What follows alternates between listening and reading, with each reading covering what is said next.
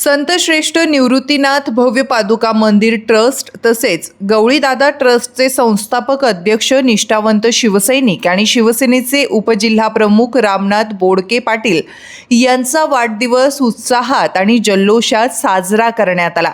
वाढदिवसानिमित्त 12 ज्योतिर्लिंगांपैकी एक असलेल्या त्र्यंबकेश्वर मंदिरात रामनाथ बोडके पाटील यांच्या हस्ते विधिवत पूजा, अभिषेक आणि आरती करण्यात आली। त्यानंतर त्र्यंबकेश्वर तालुक्यातील तळवाडे येथे त्यांच्या अभिष्ट चिंतन सोहळ्याचं आयोजन करण्यात आलं होतं। यावेळी बोडके पाटील यांनी निर्मिती आणि अभिनय अशा दुहेरी भूमिका साकारलेल्या गल्ली नंबर 13 या चित्रपटाच्या पोस्टरचंही अनावरण करण्यात आलं। या कार्यक्रमास राजकीय, सामाजिक, शैक्षणिक आणि आरोग्य क्षेत्रातील अनेक मान्यवर उपस्थित होते। उपस्थित मान्यवरांनी बोडके पाटील यांच्यावर शुभेच्छांचा वर्षाव केला।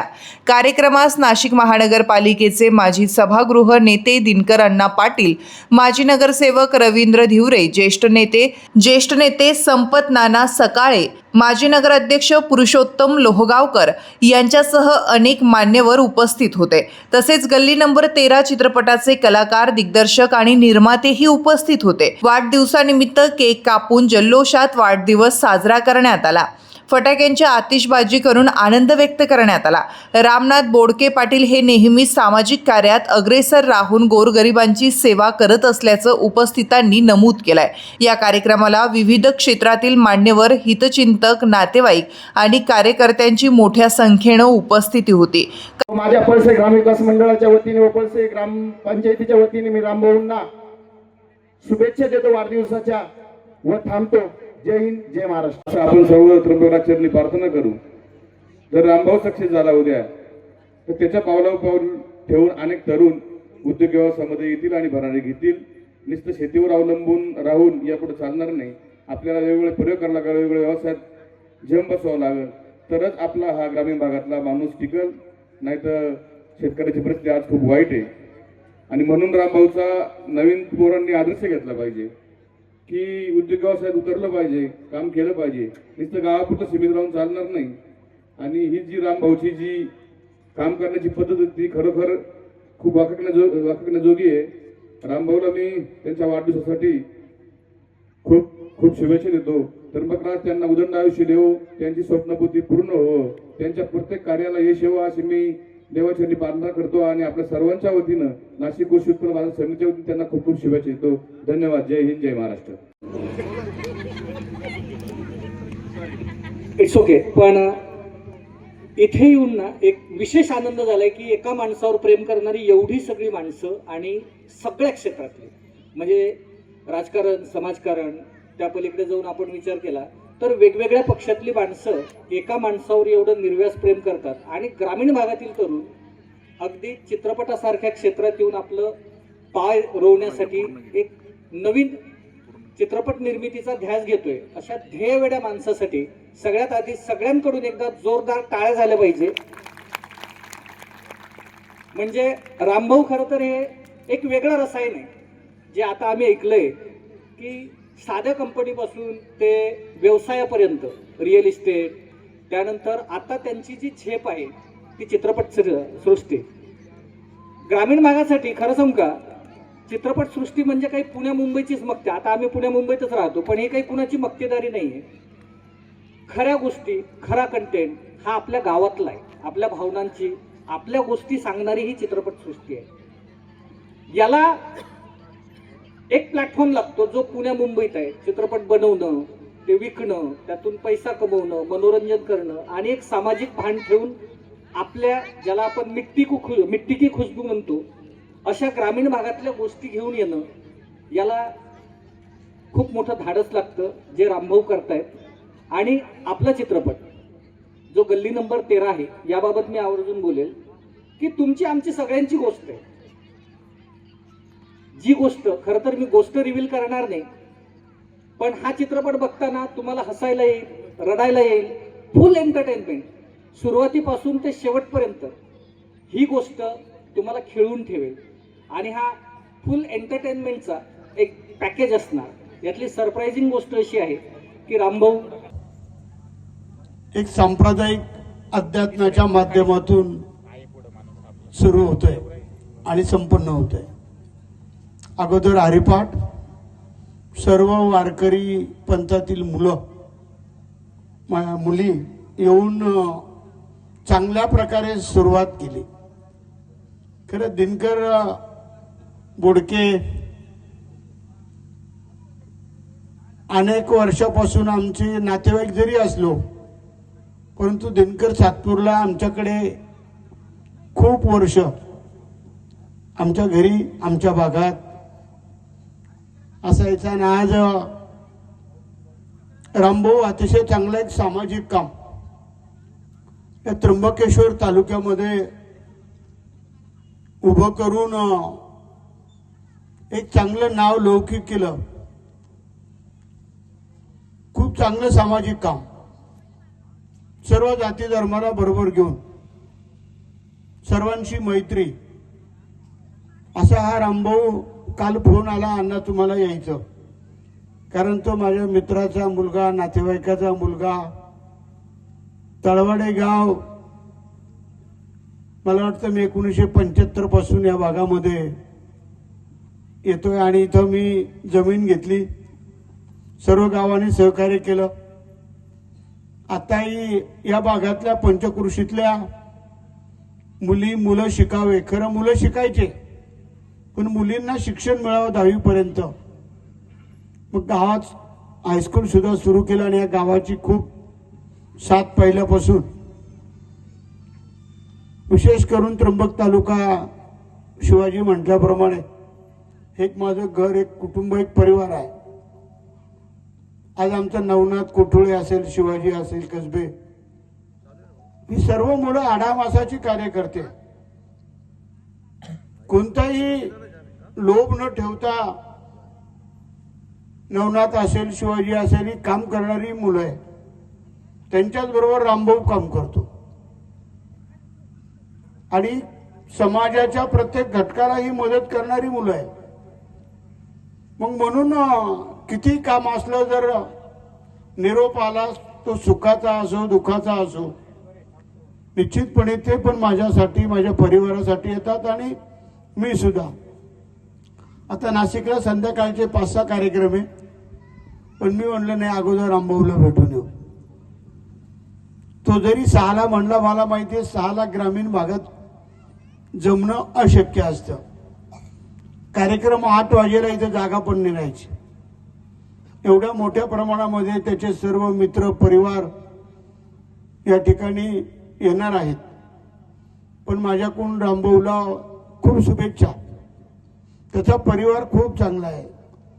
दिनकर हा बोडके अतिशय, त्यांचं परिवार पहिल्यापासून खूप चांगला परिवार. त्याचे मामा पळशाचे आहेत गायधनी, आणि ते सुद्धा एक सांप्रदायिक परिवार. म्हणून रामभाऊ तुला खूप शुभेच्छा. तुझ्याकडून खूप चांगली समाजाची सेवा घडणारच आहे. तू करतोय चांगलं काम. तुझ्या जोडीला नवनाथ आहे, शिवाजी आहे, सर्वच कार्यकर्ते तुझ्या बरोबर असतात. म्हणून तुला शुभेच्छा. तुझं आयुष्य खूप निरोगी, चांगलं, तुझ्या मनोकामना पूर्ण हो अशा शुभेच्छा देतो. आणि तू मला बोलवलं त्याबद्दल तुझ्या समितीचा आभारी आहे. पुरुषोत्तम गुरुजी येतीलच आता.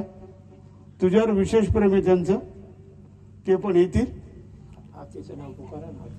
कुठे आती, कुठे आते? इकडे तू. दोन रामनाथला च्या वाढदिवसाच्या निमित्ताने मी शिवसेना पक्षाचा त्र्यंबकेश्वरचा शहर प्रमुख एकनाथ शिंदे साहेबांचा एक शिवसैनिक आणि आमच्या संपूर्ण त्र्यंबकेश्वरच्या वतीने, त्र्यंबकेश्वर शहराच्या वतीने रामनाथला खूप खूप जन्मदिवसाच्या शुभेच्छा देतो. त्याच्या सर्व मनोकामना प्रभू त्र्यंबकराज पूर्ण करो अशी मी आपल्या सर्वांच्या वतीने सदिच्छा या ठिकाणी व्यक्त करतो आणि थांबतो. जय हिंद, जय महाराष्ट्र. जो सिनेमा आहे, नवीन पिक्चर आहे, हा खूप हिट हो अशी आम्हाला मनोमन सगळ्यांना या ठिकाणीच्या उपस्थितीला वाटतंय आणि नक्कीच होईल. आज रामभाऊच्या वाढदिवसानिमित्त खूप वेळ झालेला आहे. खूप काही मी बोलायची इच्छा असताना सुद्धा अनेक लोकांना बोलतं सुद्धा, म्हणजे वेळेअभावी बोलतं पण नाही आले, त्यामुळे मी जास्त बोलणार नाही. आपल्या सर्वांच्या वतीने रामभाऊच्या वाढदिवसानिमित्त प्रभू महामृत्युंजय त्र्यंबक राजाला प्रार्थना करू की रामभाऊला दीर्घ आयुष्य आरोग्य प्रदान हो आणि त्यांनी ज्या मनामध्ये सर्वांसाठी ज्या चांगल्या कामना चिंतन केलेले आहे ते त्याच्याकडनं त्र्यंबक राज पूर्ण करून घेऊ, अशीच आपल्या सर्वांच्या वतीने मी त्याला वाढदिवसाची शुभेच्छा देतो आणि माझे 2 शब्द संपवतो. धन्यवाद. रामभाऊचा आणि माझा संबंध जवळपास 15 ते 20 वर्षापासून. रामभाऊ म्हणलं म्हणजे अतिशय दरडीचं व्यक्तिमत्व. कोणतंही काम असो रामभाऊ ते करणारच. आणि मला सांगितलं, त्यांना किती कामं असले तरी माझ्या वाढदिवसाला तुम्हाला यावं लागेल. हो रामराजे, 100% सगळे बाकीचे कामं सोडून तुमच्या वाढदिवसाला आम्ही येणार, कारण तुम्ही शून्यातून निर्माण केलेले. आमचं दिनकर मामा असतील, कारण ह्या गावाचा संबंध हे सगळं माझं मामाचं गाव असल्यामुळं मी खूप जवळून या गावाला बघितले आणि तुमचं आयुष्य सुद्धा मी या ठिकाणी बघितलंय. आज मला खूप आनंद होतोय. आणि मी डॉक्टर पाटलां शिवराज यांनी कथा लिहिली आहे पिक्चरची, गल्ली नंबर 13. त्यांना विचारलं बरं नेमकं गल्ली नंबर 13 काय, पण त्यांनी काही सांगितलं नाही. मला सस्पेन्स आहे. मंगलम पुंडरीकाक्ष मंगलाय तनुहारी. या ठिकाणी किम निमित्ताने आपण सर्वजण या ठिकाणी एकत्र आलो. ते निमित्त सर्वांना ज्ञात आहे. आपल्या गावातील भूमिपुत्र, एक युवा उद्योजक श्री रामनाथ दिनकर पाटील बोडके यांच्याबद्दल मी फक्त तुकोबरांचे प्रमाण सांगतो. उजळले भाग्य आता अवघी चिंता वारली, संत दर्शनी हा लाभ पद्मनाभ जोडी. उत्तर त्यांची प्रगती होत राहो. अभिष्ट चिंतन सोहळ्याच्या निमित्ताने त्यांना मनपूर्वक धन्यवाद. त्यांचं भावी आयुष्य सुखाचं, समृद्धीचं, आनंदाचं, भरभराटीचं, विशेष म्हणजे आरोग्याचं जावो, हीच भगवान पांडुरंगाच्या चरणी प्रार्थना करतो. माझ्या शब्दाला विराम देतो. मी जमिनीचे व्यवहार करतो, जमीन घेतो आणि त्या विकतो. मग मी रामभाऊचं अभिनंदन केलं. एखादा शेतकरी मुलगा जर एखाद्या व्यवसायात पडला तर तो त्याच्या घराची निश्चित सुधारणा करू शकतो, असा हा रामभाऊ. आणि आज रामभाऊवर प्रेम करणारे एवढे लोक त्याच्या शुभेच्छा देण्यासाठी इथं जमले.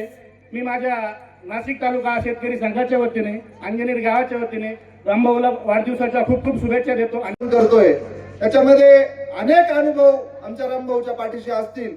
त्याच्यामध्ये तो आता एक पिक्चरचं गाणं देखील प्रदर्शित करतोय. भविष्यामध्ये अजून वेगवेगळ्या व्यवसायांमध्ये आमचा रामभाऊ जाईल, उत्तुंग अशी भरारी घेत जाईल. आणि 38 वर्ष पूर्ण करून 39व्या वर्षामध्ये पदार्पण करत असताना महामृत्युंजय त्र्यंबक राजाच्या चरणी एवढीच प्रार्थना करतो, आमच्या रामभाऊला निरोगी आणि उदंड आयुष्य मिळू दे, त्याला यशाच्या शिखरापर्यंत जाऊ दे, अशा प्रकारच्या महामृत्युंजय त्र्यंबक राजाच्या चरणी प्रार्थना करतो. आणि रामभाऊंना वाढदिवसाच्या कोटी कोटी शुभेच्छा देतो. थांबतो. धन्यवाद. साजरा होता ते आमचे मित्र आणि तळवडे गावचे भूमिपुत्र रामनाथ भाऊ बोडके यांच्या वाढदिवसानिमित्त आपल्या तालुक्याचे नव्हे तर आपल्या जिल्ह्याचे नेते संपत नाना सकाळे, नवनाथ नाना कटुळे, तसेच त्र्यंबकेश्वरचे नगरीचे माजी नगराध्यक्ष लोहगावकर आणि सर्वच मान्यवर या ठिकाणी उपस्थित झाले. त्याबद्दल मी सर्वांचं सहर्ष स्वागत करतो. आणि ज्यांचा आज वाढदिवस आहे त्यांच्याबद्दल आता सांगायचं म्हटलं तर शिवाजी भाऊंना सर्व सांगितलंय, त्याच्यामुळे मी काही जास्त सांगत नाही. त्यांना फक्त वाढदिवसाच्या शुभेच्छा देतो आणि थांबतो. त्यांचं अभिष्ट चिंतन. आणि मला हे बघून खूप आनंद झाला की इकडे एवढ्या मोठ्या ह्याच्यामध्ये लोक आलेली आहेत या कार्यक्रमात. म्हणजे मी असं पहिल्यांदा पाहिलं की एक वाढदिवसाच्या कार्यक्रमामध्ये आणि एक चित्रपटाच्या पोस्टर लॉन्चमध्ये लोक एवढे प्रेमाने आणि उत्साहाने आलेत.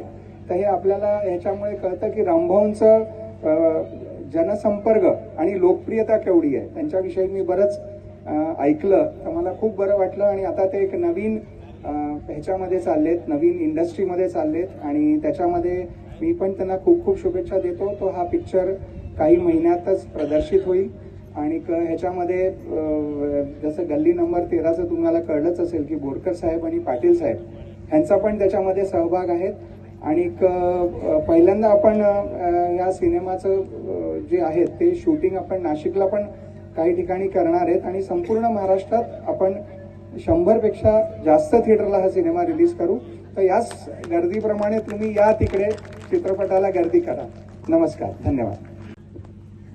आज ह्या कळवाडी गावचे भूषण म्हणेल मी,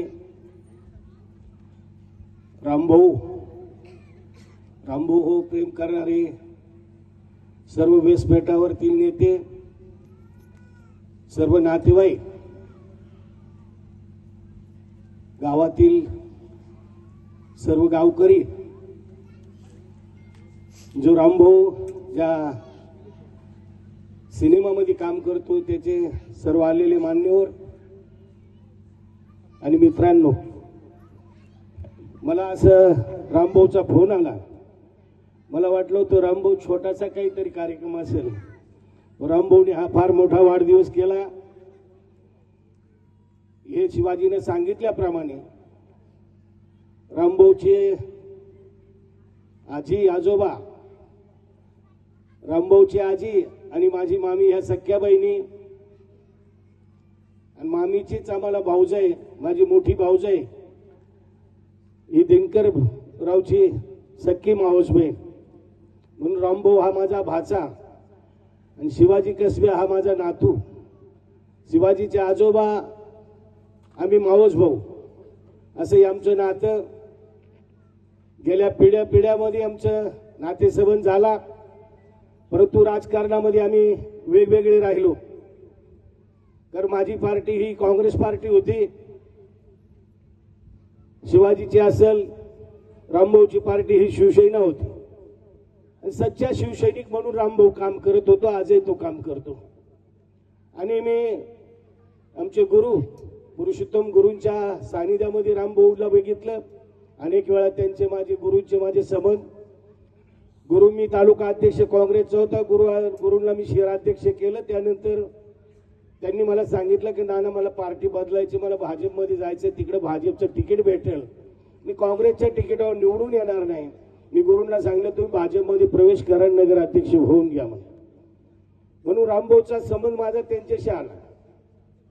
नंतर मी जिल्हा परिषदला उभं राहिलो, पंचायत समितीला रामभाऊची गडबड चालू होती, दिनकर आमच्या सोयऱ्यांना उभं करायची. परंतु मी माझे मामभाऊ शिवाजी बावले त्यांचे मावस भाऊ त्यांना सांगितलं.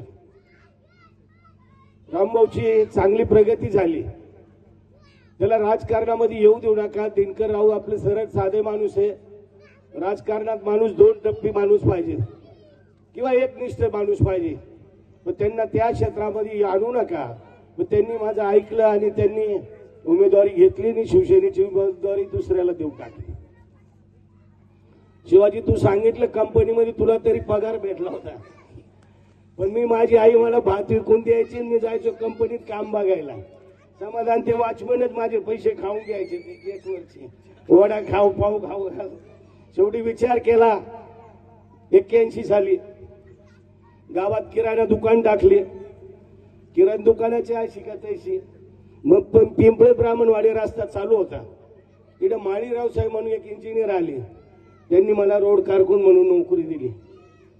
मग ते 81 ते 88 पर्यंत शिवाजी मी ती रोड कारकूनकी केली. आणि वेळुंजा पासून तर त्याला सांगितलं समाधानचे वडील ना, मी रस्त्याने ते गाई घेऊन राहायचे, मी पायी चालायचो. डबा आपला आम्ही कधी कधी जेवणही करायचो. जेवणामध्ये जर माणसाने सर्व काही ठरवलं, जसं आज रामभाऊनी ठरवलंय का जीवनात करायचं, यशस्वीच होतो माणूस. मी ठरवलं, 8 वर्ष नोकरी केली. 89ला गावचा सरपंच झालो. 92ला इच्छा झाली पंचायत समिती लढायची, निवडून आलो. 92ला मी 97ला बाजार समितीत, आजही 20 वर्ष झाले बाजार समितीत चेअरमन झालो. राज्य सहकारी संघावर 20 वर्षापासून काम करतो. जिल्हा संघावर 2दा चेअरमन झालो. दिल्लीला डायरेक्टर झालो. सगळ्या इच्छा पूर्ण होत्या माणसाने. फक्त जिद्द ही माणसामध्ये पाहिजे. आणि आणि आमदार खोसकर साहेबांना आमच्या गावी ताई निघून गेला. त्या 10 वर्षे आमदार झाल्या. त्यांचं स्वतःचं मत नव्हतं, समाजाचं मत नव्हतं, पण सर्व जाती धर्मातून त्यांना काढून काँग्रेस पक्षाच्या 2 वेळा त्यांना आमदार केलं. नंतर त्या गेल्यानंतर खोसकर साहेबांना जबरदस्तीने काँग्रेसमध्ये प्रवेश दिला आणि त्यांना बी आपल्या सर्वांच्या मदतीने त्यांना आमदार होण्याची संधी मिळाली. नंतर गुरु आमचं तिकीटच कापलं काँग्रेसने. मग आम्हाला अजितदादांनी, मला माझे राज्य सहकारी संघाचे मित्र समाधानला माहिती आहे कुसाळकर साहेब, त्यांनी मला बोलून घेतलं. म्हणे तुम्हाला दादांनी बोलवलंय. मग विनायक माळेकर आम्ही रात्री 11ला गेलो आणि तिथं ते आमदारांना काय झाली चर्चा ती झाली. वेळ खूप झाला, मी जास्त वेळ घेणार नाही. पण हे आमचं कुटुंब म्हणजे नामदेव मामा, दगडू मामा, साधं कुटुंब, तळवाड्यातले आमचे दिनकरदाजी, एकदम सरळ साधी व्यक्तिमत्व. आणि गुरु, मी जरी काँग्रेसकडून अनेक वेळा उभा राहिलो, पण या कुटुंबाला मी कधीच सांगितलं नाही का मला मतदान करा. कारण त्यांची पार्टी असायची, त्यांची भाऊबंदी असायची, वेगवेगळ्या पक्षात राहायची. माझे वडील 2दा या गावचे सरपंच होते, तळवाडे, पिंपळत, बेगलवाडीचे. त्याही वेळेला निवडणुका झाल्या. आमचे दगडू दाजी, माझ्या आत्याबाईनीचे बेरस ते उभे राहिले होते माझ्या वडिलांसमोर. तेव्हा वडील सरपंच झाले माझे वडील. राजकारणामध्ये मी तर आता तुम्हाला सर्वांना सांगेल, मला तर माझ्या कुटुंबात राजकारण करायचं नाही, पण मी तुम्हाला सर्वांना सांगेल, राजकारणापासून दूर जाऊन आपल्या रामभाऊ सारखी प्रगती करा. रामभाऊ आपला हा सिनेमाचा व्यवसाय करून आपण स्वतःचा व्यवसाय बाजूला करू नका. कारण ही ताकद वेगळी, ती ताकद वेगळी असते. सिनेमा अजून पुढे यायचा आहे, येणार आहे. त्यांनी सांगितलं साहेबांनी का हसणारे, रडणारे, चालणारे, आम्ही शुभेच्छा देणार आहे तुम्हाला. पण आपला जो चालू व्यवसाय आहे हा मी बघितले अनेक लोकांनी त्याला काय म्हणतात, जमीन विकतात, घेतात, देतात. परंतु रामभाऊच्या बाबतीत मी बघितलं का त्याचं बाजारात फार मोठी पत आहे, शेतात खत आहे, घरात एक मत आहे. अशा या 3 गोष्टी रामभाऊकडे असल्यामुळे त्याला कुठेही काही कमी पडणार नाही. म्हणून माणसाच्या या 3 गोष्टी एकत्र आणलं पाहिजे. मी एवढी 40 वर्षे राजकारण करतो म्हणून माझं 5 भावांचं कुटुंब होतं आणि ते माझ्या पाठीशी, तो आजही पाठीशी आहे, तेव्हाही पाठीशी होतं, म्हणून मी ते राजकारण करू शकलो. आज ते दिवस राहिले नाही. पैसा खूप लागतो राजकारणाला. आमच्या युवराज आप्पांनी मला 1.5 कोटीला घालवलं. तो बसला 1 कोटी घेऊन. आपल्याला आता पैसे आणून याला करावं लागेल, मग 1.25 कोटी मला घालवलं. त्या 1.25 कोटीत मोठा व्यवसाय झाला असं. पण एक तुमच्या सर्वांच्या आशीर्वादानं मला जिल्हा परिषदला उपाध्यक्षाचा मान मिळाला, 2 सभापती पद मिळाले, महाराष्ट्र शासनाची गाडी वापरायला मिळाली. हे सगळं तुमच्या या तालुक्याचं माझ्यावर तुमचे आशीर्वाद आहे. असेच आशीर्वाद या रामभाऊच्या कुटुंबावर राहतील. रामभाऊ, जिथे जिथे आमची मदत लागेल, एक मी तुझा मामा म्हणून तुझ्या पाठीशी राहील. तू राजकारणात फक्त जाऊ नको, राजकारणाच्या पलीकडे राहा. हा व्यवसाय तुला अजून माझे जेवढे राज्यातले संबंध आहेत, देशातले संबंध आहेत, ज्याचे माझे मोदी साहेबांचे मित्र माझ्या बरोबर डायरेक्टर होते, त्यांची काही मदत लागेल, राजकीय मदत लागेल, काही तुला म्हटले तर आर्थिकही थोडीफार मदत मी करू शकतो, केव्हाही मला सांग. आणि तुला मी तुझ्या भावी वाटचालीसाठी, तुझं भावी आयुष्य सुखाचं, समृद्धीचं, भरभराटीचं, आरोग्यदायी जावो अशी माझ्या सगळ्या कुटुंबाच्या वतीनं, आपल्या सर्व नातेवाईकांच्या वतीनं, माझ्या नाशिक जिल्हा मजूर सहकारी संघाच्या वतीनं, नाशिक कृषी उत्पन्न बाजार समितीच्या वतीनं, महाराष्ट्र प्रदेश राष्ट्रवादी काँग्रेसच्या वतीनं तुला लाख लाख शुभेच्छा देतो आणि थांबतो. तसेच पंचकृषीमधून रामभाऊवर प्रेम करणारे आपले सगळे शेतकरी बंधू असतील, व्यावसायिक बंधू असतील व सर्वच मान्यवरांना मी एकदा रामभाऊसाठी जोरदार टाळ्या वाजवायचे. खरं तर वाढदिवस हा प्रत्येकाचा होत असतो, पण काहींचा वाढदिवस हा लक्षात राहत असतो. तसा हा वाढदिवस आपल्याला सगळ्यांना लक्षात राहणार असा वाढदिवस आहे. कारण की एक तरुण ग्रामीण भागातून पुढे जातोय आणि काहीतरी एक वेगळं करतोय, एक वेगळं क्षेत्रात नाव करतोय. आज माझी नर्सरी, माझं कुठंतरी नाव निघत असतं, पण रामभाऊंचा आज व्यवसाय, हा व्यवसाय आज त्यांचं हॉटेल चालू आहे, त्यानंतर जमीन विक्रीचे व्यवहार चालू आहे. पण या व्यवहारामध्ये नुसतं पैसा असून काही उपयोग नाही. माणुसकी आणि मगाशी गुरुनी सांगितलं, न फसवणारा हा असा माणूस आहे. जो फसवत नाही तो नक्कीच यशस्वी होतो, असे जिवंत उदाहरण आहे. नक्कीच या ठिकाणी रामभाऊनी जर काही पैसा जरी कमावला तरी या समोर सगळे बसलेले असे तोलामोलाचे असे शेतकरी असे जवळचे सगळे माणसं कमावले. त्या या माणसांची गर्दी सांगते आज रामभाऊवर किती प्रेम आहे. नक्कीच आम्ही तरुण जे रामभाऊंचा एक नक्कीच आदर्श घेऊ. तसंच रामभाऊंना 39व्या वर्षात पदार्पण करताना प्रभू त्र्यंबकराज महाराज, संत श्रेष्ठ निवृत्तीनाथ महाराज त्यांना शक्ती देव, त्यांच्या हातून देशाची, समाजाची व गावाची व कुटुंबाची सेवा करो. एवढंच बोलतो, थांबतो. पुन्हा एकदा आमच्या मुलांनी परिवाराच्या वतीने रामभाऊंना वाढदिवसाच्या पुन्हा एकदा कोटी कोटी शुभेच्छा देतो. थांबतो.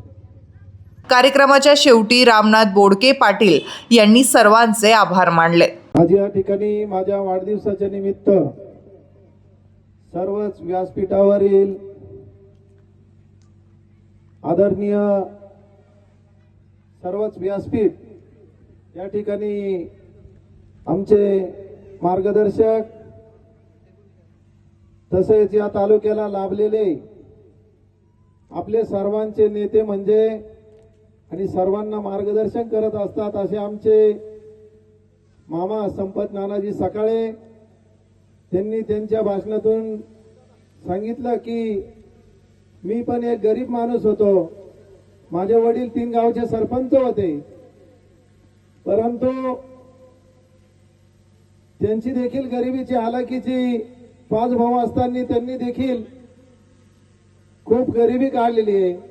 त्यांच्या घरामध्ये आमची आत्या दिलेली होती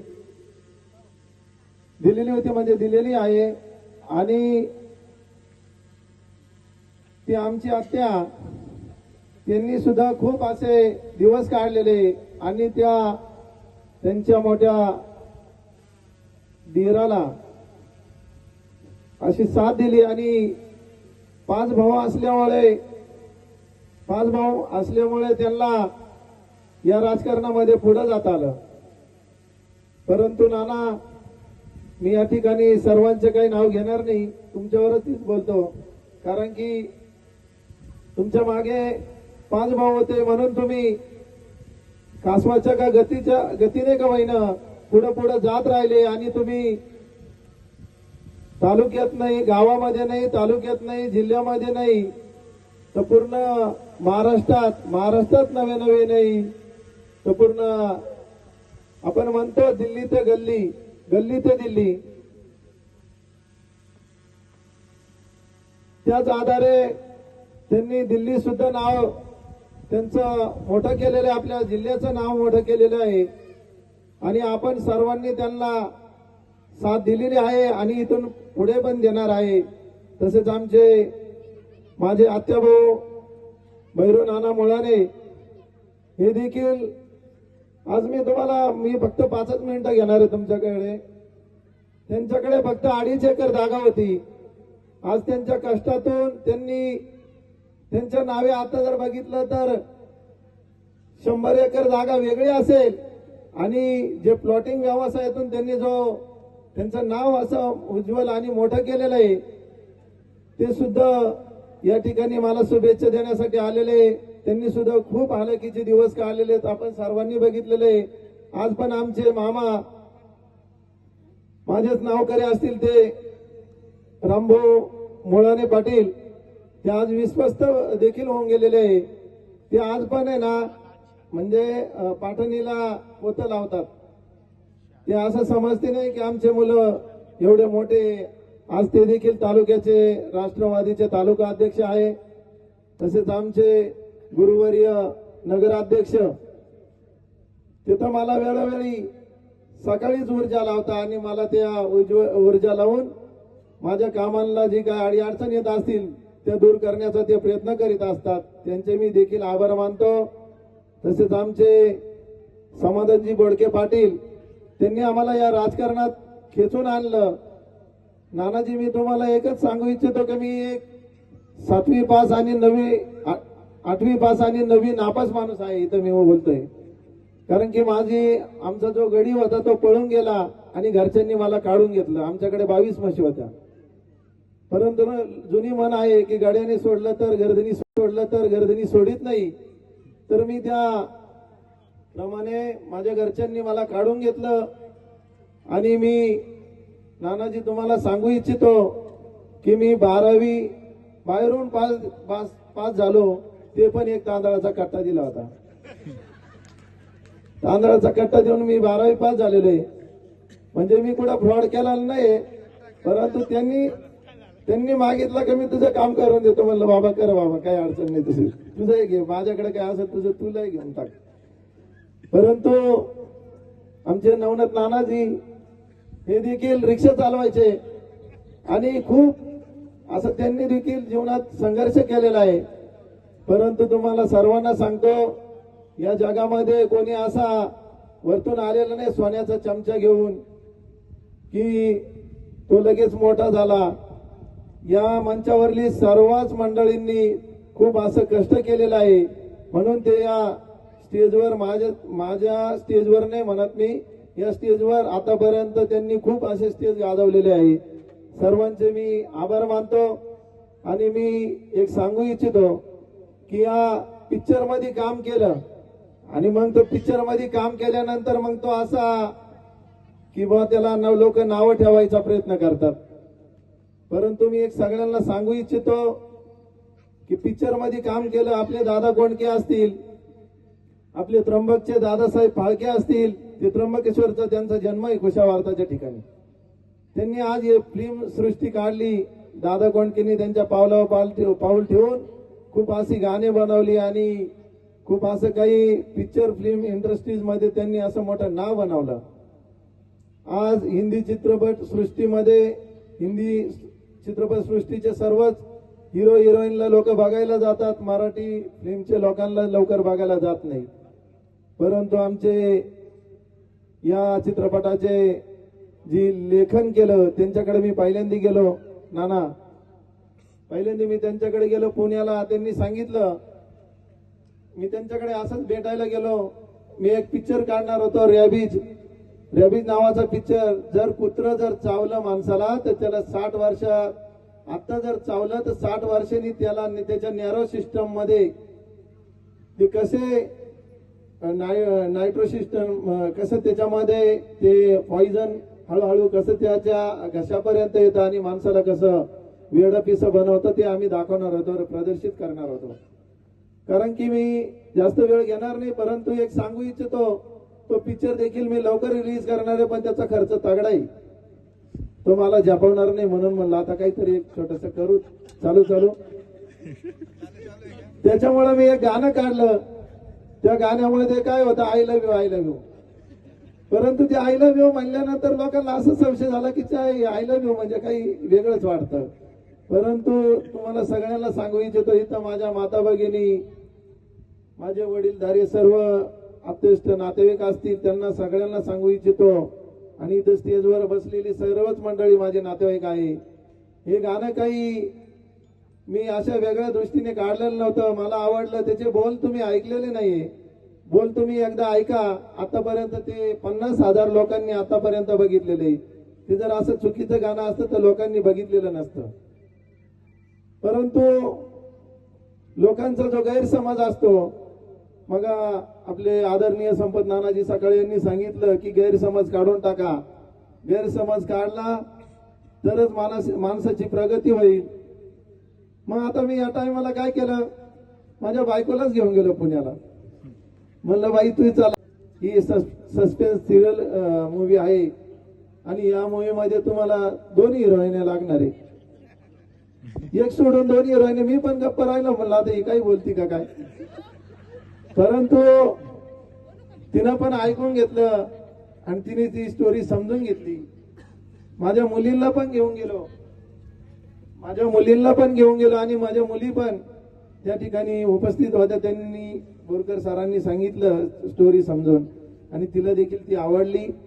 आता माझ्या घरामध्ये माझ्या घरामध्ये म्हणजे माझा फ्री हँड आहे की मी पिक्चर काढणारे मी सांगून बोलून काढलेला आहे आणि सर्व जनतेला सुद्धा सांगतो की माणसाने फ्री हँड राहिल्यावर आहे ना सर्व काही प्रगती होती.